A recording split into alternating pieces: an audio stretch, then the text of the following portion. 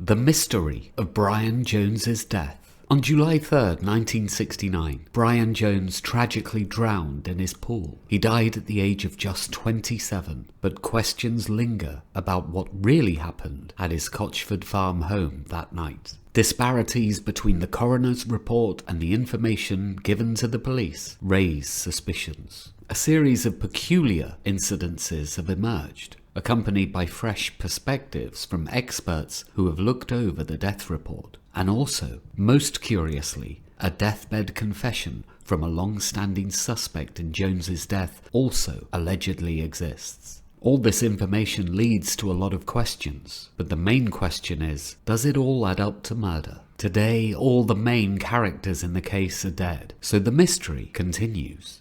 Are the Grateful Dead's keyboard players cursed? Now, many of us know in Spinal Tap the curse of the drummers of the band, always dying in mysterious and crazy ways. But the Grateful Dead's story, with keyboard players, is no laughing matter. In succession, Ron McKernan, Keith Godshaw, and Brett Maidland all died either when they were with the band or within a year of leaving.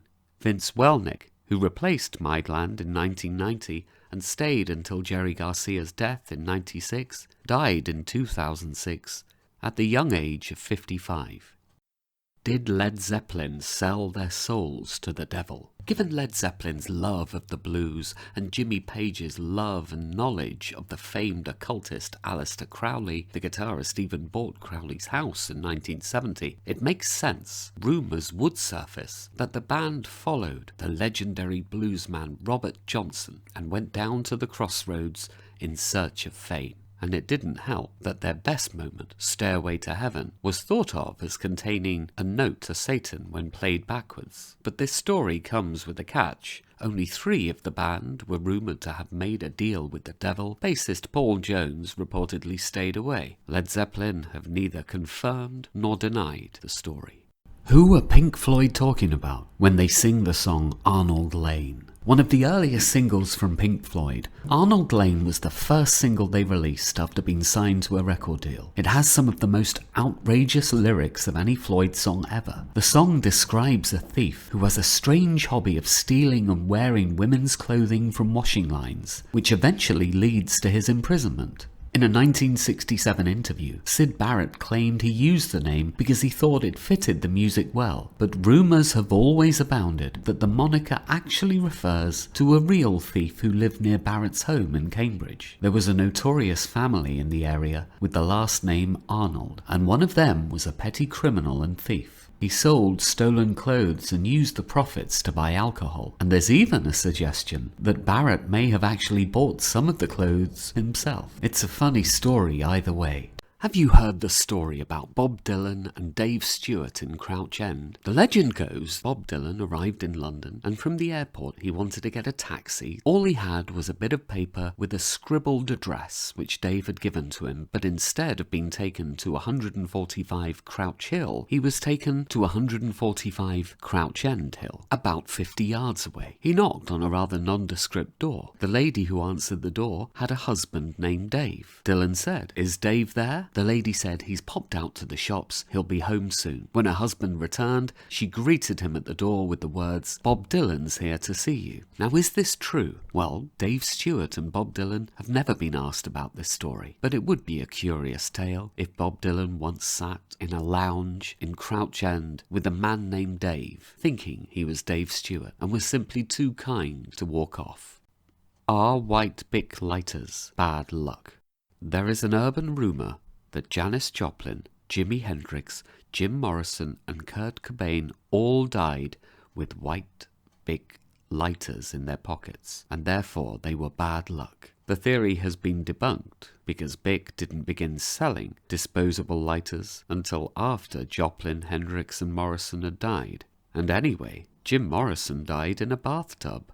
It's 40 years since the great Marvin Gaye died, but his music is still streamed and downloaded around 20 million times a month, so the value of a bunch of audio tapes containing new material could be huge. Marvin was living in London. He had a hard time and he met a Belgian concert promoter. He took the promoter's business card and a week later arranged to move to the coastal city of Ostend. He returned to the studio. He lived in the home of a Belgian musician, Charles Dumoulin, and a collection of costumes, notebooks and cassettes is now in the hands of Charles's family. It seems that he may have recorded previously unheard new music. When will we get to hear it? Marvin's decision to gift this material to Charles seems that the collection belongs to the Dumoulin family, but the heirs of Marvin Gaye in the United States have a theoretical right to exploit the music, but with no way of accessing it because they don't own the physical tapes. So it may be an awful long time before we hear it. The Dark Side of the Rainbow, or The Wizard of Floyd, is the pairing of the 1973 Pink Floyd album The Dark Side of the Moon with the 1939 film The Wizard of Oz, where the film and the album appear to correspond. In 1995, the Fort Wayne Journal-Gazette published an article by Charles Savage. According to Savage, if you start the album as the MGM lion roars for the first time on screen, the result is astonishing. The song lyrics and the titles match the action and the plot. Many fans created websites about the experience, but is it true? Members of Pink Floyd have denied any connection between the album and the film. David Gilmour dismissed it as the product of someone with too much time on his hands. Roger Waters said it was BS, but curiously, the drummer Nick Mason said it was nothing to do with The Wizard of Oz, but was all based upon the sound of music. The curious mystery of Peanut Duck. During the peak of Northern Soul in the late 70s, it was a common idea to groove to a tune shrouded in mystery. Often the vinyl was mislabeled by DJs. They wanted to keep it to themselves. Then in the 1980s, an enigmatic track captured the nation, Peanut Duck. It was attributed to a woman named Marsha G. The identity of her remains elusive, with no verifiable record of her existence. As a result of this, the origins of Peanut Duck have been shrouded in mystery ever since. The lyrics are a bit misconstructed, but this intriguing level of passion keeps inviting you in. Despite many attempts to unveil its true origin, the mystery remains unsolved. We might call him the boss, but Bruce Springsteen takes a lot of time with his fans, as he showed by telling this story to Graham Norton on the BBC. He was in a cinema in St. Louis, watching Stardust Memories, in which Woody Allen's character is pretty rude to his fans. A young lad with his girlfriend came up to Bruce, and he said, "Do you want to sit with us?" Bruce said, "Okay." What happens next? Well, that's the curious part. After the film, the kid asked Bruce if he wanted to meet his parents. Again, Bruce said, "Okay." Bruce goes to this kid's house. "Mom, I've got Bruce Springsteen with me." She says, "Who?" He rushes to get an album cover. When she realizes who he is, she goes to make him some eggs. Bruce visited the family for years after, whenever he came to town.